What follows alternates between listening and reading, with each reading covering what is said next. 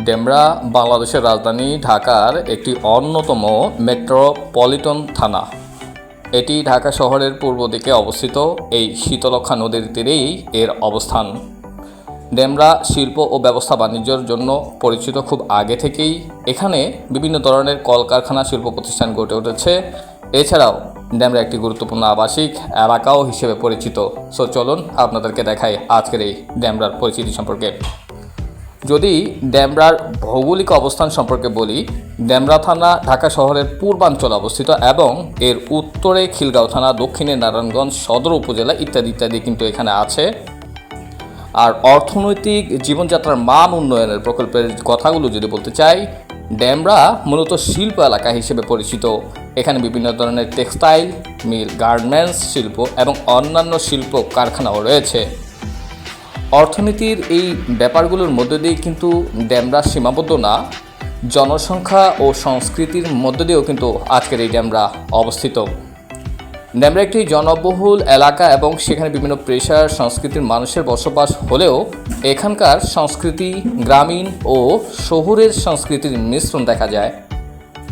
আর যোগাযোগ ব্যবস্থার কথাই যদি বলি, ডেমরার সাথে ঢাকার অন্যান্য অংশের যোগাযোগ ব্যবস্থা অত্যন্ত ভালো। যদি আপনাদেরকে ক্লিয়ার করে বলি, সড়কপথ এবং নৌপথ উভয়ের মাধ্যমে কিন্তু এখানে যাতায়াত করতে পারেন আপনারা। যারা ঢাকা সিটির মধ্যে থেকে আসবেন, এই ডেমরার যে কোনো বাসে কিন্তু আপনারা আসতে পারেন। ডেমরার ঐতিহাসিক দিক নির্দেশনাগুলো আপনারা দেখতে পারেন এখানে এসে। আর গুরুত্ব যদি বলি, ঢাকার এই ডেমরার গুরুত্বটা শেষ করা যাবে না।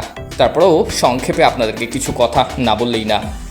ডেমরা ঢাকার একটি গুরুত্বপূর্ণ থানা এবং এটি শিল্প ব্যবস্থা, বাণিজ্যিক, আবাসন এই তিনটি দিক থেকে কিন্তু খুবই গুরুত্বপূর্ণ। এটা আপনাদেরকে এর আগেও বলেছিলাম।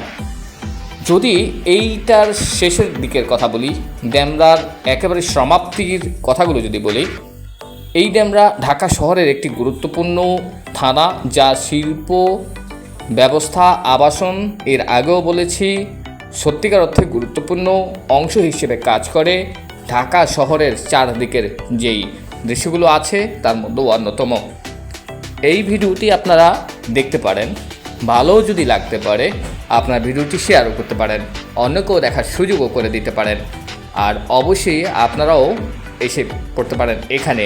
অল্প কিছু টাকা হলেই এই দৃশ্য, এই ভ্রমণ আপনাদের মন রোমাঞ্চকর হতে যাবে। আমি আশাবাদী।